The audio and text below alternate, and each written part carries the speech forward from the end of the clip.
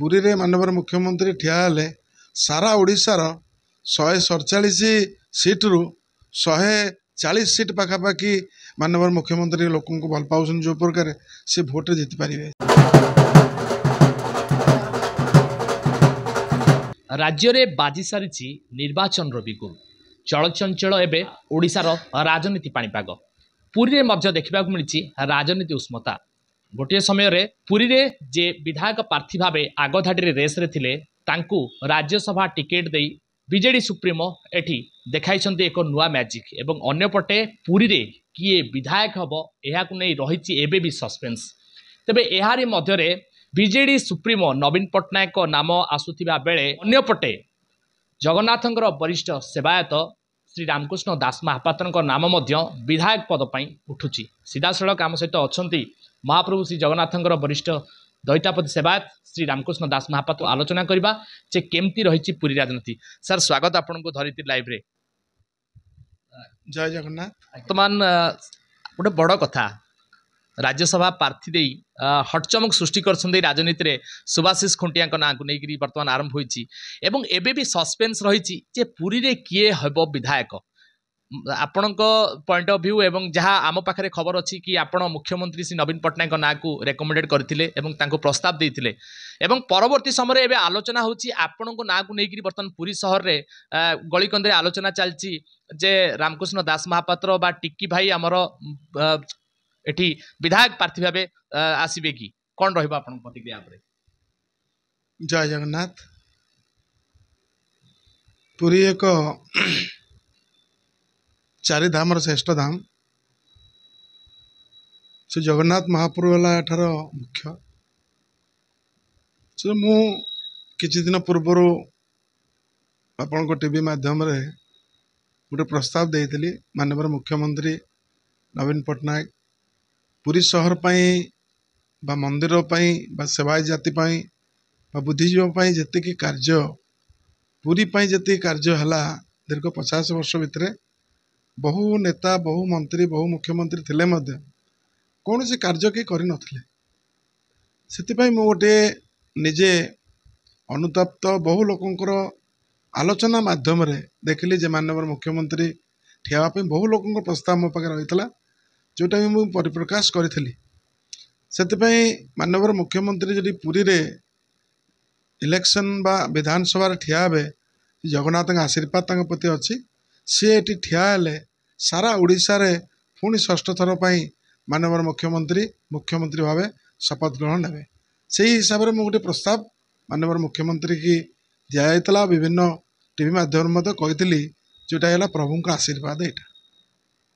आज्ञा आउ गोटे बड़ कथा वर्तमान आलोचना होची कि पुरी जिले में वर्तमान राजनीतिक संकट देखा देछि बिजु जनता दल रे जदि बीजेडी सुप्रीमो एठी प्रार्थी होउछंती तेबे निहाती भाव में आगामी दिन में समस्त जो 6टी विधानसभा क्षेत्र अच्छी सेठी जो माने प्रार्थी हेबे से माने बहुमत लाभ करिवे एवं विजय हेबे केते दूर सत्यता रहउछि एवं कोन अनुभव करूछंती आपण निजे। निश्चित भाव में खाली पुरी जिला नुह सारा ओडिशा रे पुरी रे माननीय मुख्यमंत्री ठिया हेले सारा ओडिशार 147 सीट रु 140 सीट पाखापाखि माननीय मुख्यमंत्री लोक भल पाऊन जो प्रकार से भोट जीति पारे। से जुग एठी ये जो गोटे मो कथा न प्रभु जगन्नाथ कथा भाया जदि सी ये जगह ठिया हे निश्चिंत भाव में पुरी जिला कौन सबु जगार विजु जनता दल निर्वाचित प्रतिनिधि निर्वाचित हे। आज्ञा पुरी शहर पाई जो भली मुख्यमंत्री काम करछंती तार विकास को लेकर जो भली भाव में एक नुआ रूप देइछंती एवं सारा विश्व रे एक स्वतंत्र परिचय सृष्टि कर पारिछंती। जदि मुख्यमंत्री एठी छिड़ा हेबे तो आपण आमे आशा करूछु कि आपण को आशा को से पूर्ण करंतु जदि मुख्यमंत्री न छिड़ा हे पारले अन्यपटे आलोचना चलछि आपण को ना को लेकर तो प्रकृत रे आपण कोन आशाई प्रार्थी अछंती कि ये जगन्नाथ महाप्रभु को इच्छा प्रभु को इच्छा माननीय मुख्यमंत्री तो ठियावाई मु बारंबार अनुरोध करुच्ची जदि माननीय मुख्यमंत्री निजे तांकर निष्पत्ति चेंज करेंगे कौन करेंगे जहाँ जो प्रकार निर्देश देवे मु करने बाध्य रही। महाप्रभु जगन्नाथंकर आपण जड़े सेवक ଏବଂ ଅନ୍ୟପଟେ ମୁଖ୍ୟମନ୍ତ୍ରୀ ମଧ୍ୟ ନିଜକୁ ସେବାର ସମର୍ପଣ କରିବା ଭାବ ନେଇକରି ପୁରୀର ବିକାଶକୁ ନେଇ ତ୍ୱରାନ୍ୱିତ କରୁଛନ୍ତି। ଆପଣଙ୍କ ସହିତ ତାଙ୍କର କିଛି ବାର୍ତ୍ତାଳାପ ହେଇଥିଲା ଏ ବାବଦରେ କିମ୍ବା ଆପଣ ତାଙ୍କୁ କିଛି ବାର୍ତ୍ତାଳାପ କରିଥିଲେ, ତାଙ୍କ ପ୍ରସ୍ତାବ ଦେଇଥିଲେ ଏ ବାବଦରେ? ମୋର ତାଙ୍କ ସାଙ୍ଗେ ବହୁତ ବ୍ୟକ୍ତିଗତ ସମ୍ପର୍କ। ତାପରେ ଏଇନେ ଆମର ଯେ 5T ସଚିବ ଆସିଛନ୍ତି ବିକେ ପାଣ୍ଡିଆନ, ଯିଏ ଯେଉଁ ପ୍ରକାର ଦିନ ରାତି ରହିକି ଯେଉଁ କାର୍ଯ୍ୟ କରୁଛନ୍ତି, ନିଶ୍ଚିନ୍ତ ଭାବରେ ଗୋଟେ ପୁରୀ ପାଇଁ ତାଙ୍କର ଯେଉଁ ଫାଷ୍ଟ ଗୋଟେ ଆଟ୍ରାକ୍ସନ୍ ଅଛି, ଯେଉଁଟାକି 2015-16ରେ ମୋ ଆଲୋଚନା ତାଙ୍କ ସାଙ୍ଗେ ହେଇଥିଲା। ସେ ଆଲୋଚନାରେ ନବକଳେବର ପରଠାରୁ ଆଜି ପୁରୀର ଚେହେରା ବଦଳି ଯାଇଛି, ପରିବର୍ତ୍ତନତା ବଢ଼ିଯାଇଛି। ସେ ଯେଉଁ ଆଗାମୀ ରଥଯାତ୍ରା ମଧ୍ୟ ଅଛି, ଗୋଟେ ବହୁତ ବଡ଼ ଯାତ୍ରା ରଥଯାତ୍ରା। ସେଥିପାଇଁ ନିଶ୍ଚିନ୍ତ ଭାବରେ ପୁରୀର ଆହୁରି ଯେଉଁ ବିକାଶ ଅଛି, ସେ ବିକାଶ ମଧ୍ୟ ଏକମାତ୍ର ମାନ୍ୟବର ମୁଖ୍ୟମନ୍ତ୍ରୀ ନବୀନ ପଟ୍ଟନାୟକ 5T ସଚିବ ବିକେ ପାଣ୍ଡିଆନ ଚାହିଁଲେ ଏଇ କାର୍ଯ୍ୟ ହେବ, ନହେଲେ କୌଣସି ଲୋକ ଏଇ କାର୍ଯ୍ୟ କରିପାରିବେ ନାହିଁ। ସେଥିପାଇଁ ମୁଁ ଜଣେ ସେବାୟତ ହେଲେ ମଧ୍ୟ ଏଠି ବିଜୁ ଜନତା ଦଳର ବହୁତ ଦିନ ଧରି ବିଭିନ୍ନ ଦାୟିତ୍ୱରେ ରହି ବିଭିନ୍ନ କାର୍ଯ୍ୟ କରିଛି। ଯଦି ମାନ୍ୟବର ମୁଖ୍ୟମନ୍ତ୍ରୀ ତାଙ୍କ ଇଚ୍ଛା ପ୍ରକାଶ କରିବେ ବା ଏଠି ପୁରୀ ପାଇଁ ନିଷ୍ପତ୍ତି ନେବେ, ଯାହା ନିଷ୍ପତ୍ତି ନେବେ ସେ ଜିନିଷକୁ ମୁଁ ମାନିବାକୁ ବାଧ୍ୟ ହେବି। ଯେଉଁ ନିକଟରେ ଏକ ସଭା ହୋଇଥିଲା, ସଭାରେ ଗୋଟିଏ ପଟେ ସୁନୀଲ ମହାନ୍ତି ଯିଏ ଥିଲେ ପୂର୍ବତନ ବିଧାୟକ ମହେଶ୍ୱର ମହାନ୍ତିଙ୍କ ପୁତ୍ର ଏବଂ ଅନ୍ୟପଟେ ସୁଭାଶିଷ ଖୁଣ୍ଟିଆ, ତାଙ୍କୁ ନେଇକରି ଗୋଟେ ଆଲୋଚନା କରାଯାଇଥିଲା ଏବଂ ସେଠି ନିଷ୍ପତ୍ତି ନିଆଯାଇଥିଲା ଯେ ରଣେନ୍ଦ୍ର ପ୍ରତାପ ସ୍ୱାଇଁ ଜିଲ୍ଲା ପର୍ଯ୍ୟବେକ୍ଷକ ଅଛନ୍ତି, ତାଙ୍କୁ କହିଥିଲେ ଏକାଠି କାମ କରନ୍ତୁ। ଉଭୟ କ'ଣ ଏକାଠି ଏବେ ଅଛନ୍ତି ନା ସେମିତି କିଛି ମନମାଳିନ୍ୟ ରହିଛି? ସୁଭାଶିଷ ଖୁଣ୍ଟିଆ ଓ ସୁନୀଲ ମହାନ୍ତି ଭିତରେ ବହୁତ ଫରକ। କାହିଁକିନା ସୁଭାଶିଷ ଖୁଣ୍ଟିଆ ଗୋଟିଏ ମାନେ ମୋର ପୁଅ ଭଳିଆ, ତାର କାର୍ଯ୍ୟଶୈଳୀ ବା ଯେଉଁ ପ୍ରକାର ସେ ଆମେ ତାକୁ ଲାଇନ୍ ଦେଇଛୁ, ପ୍ରତ୍ୟେକ ମୁହୂର୍ତ୍ତରେ ପ୍ରତ୍ୟେକ ସମୟରେ ଲୋକମାନଙ୍କ ପାଇଁ କାମ କରିବା, ଏଇଟା ବହୁତ ବଡ଼ କଥା। ଆଉ ଏଇଟା ସବୁଠୁ ହେଲା ସେବା ମେଣ୍ଟାଲିଟି, ସେବା ମନୋବୃତ୍ତି ରହିବା ଦରକାର। ଲୋକଙ୍କୁ ଫେରେଇବା ନାହିଁ, ଲୋକଙ୍କୁ ମିଛ କହିବା ନାହିଁ, ଯେଉଁଟାକି ମୋର ଦିଗ୍ଦର୍ଶନ ଥିଲା ତା ପ୍ରତି।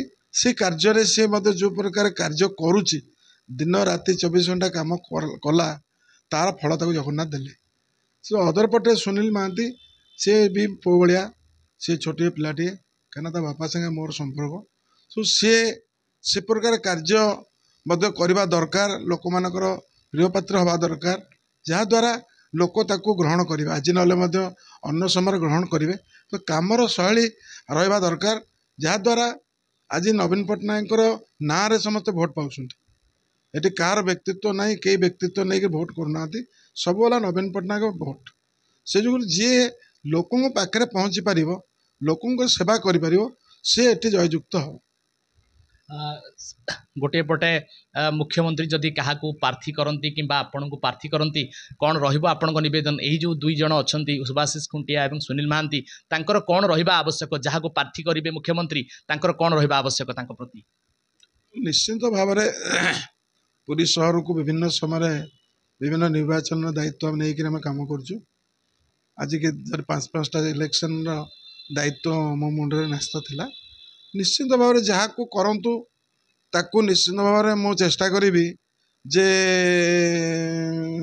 ପୁରୀ ସଦର ନିର୍ବାଚନ ମଣ୍ଡଳୀର ଯେଉଁଠି ଯାହା ଭୁଲ ଭଟକା ଥିବ, ତାକୁ ବିଗତ ଦିନରେ ଯେମିତି ମୁଁ ସମସ୍ତଙ୍କୁ ମିଳେଇକରି କାମ କରୁଥିଲି, ସେମିତି ମଧ୍ୟ କାମ କରିବି। ଆପଣ ଶୁଣୁଥିଲେ, ଆମ ସହିତ ଥିଲେ ପୁରୀ ଜଗନ୍ନାଥ ମହାପ୍ରଭୁଙ୍କର ଯିଏ ସେବାୟତ ଶ୍ରୀ ରାମକୃଷ୍ଣ ଦାସ ମହାପାତ୍ର। ଭାବରେ ପ୍ରତିକ୍ରିୟା ରହିଲା କି ମହାପ୍ରଭୁ ଜଗନ୍ନାଥଙ୍କର ଇଚ୍ଛା ଯଦି ରହିବ ଏବଂ ବିଜେଡି ସୁପ୍ରିମୋ ଯଦି ତାଙ୍କ ଉପରେ ଆସ୍ଥା ଭରସା ପ୍ରକଟ କରି ତାଙ୍କୁ ଏଥିରେ ସାମିଲ କରିବେ, ତେବେ ନିଶ୍ଚୟ ଦଳ ଏଠି ବହୁମତ କରିବା ସହିତ ନିଶ୍ଚୟ ପୁରୀକୁ ଏକ ସୁଦକ୍ଷ ନେତାଟିଏ ପାଇବେ। ପୂର୍ବରୁ କ୍ୟାମେରା ପର୍ସନ ଦେବ ବେହେରାଙ୍କ ସହିତ ତୁଷାର ରଞ୍ଜନ ନାୟକ, ଧରିତ୍ରୀ ଲାଇଭ୍।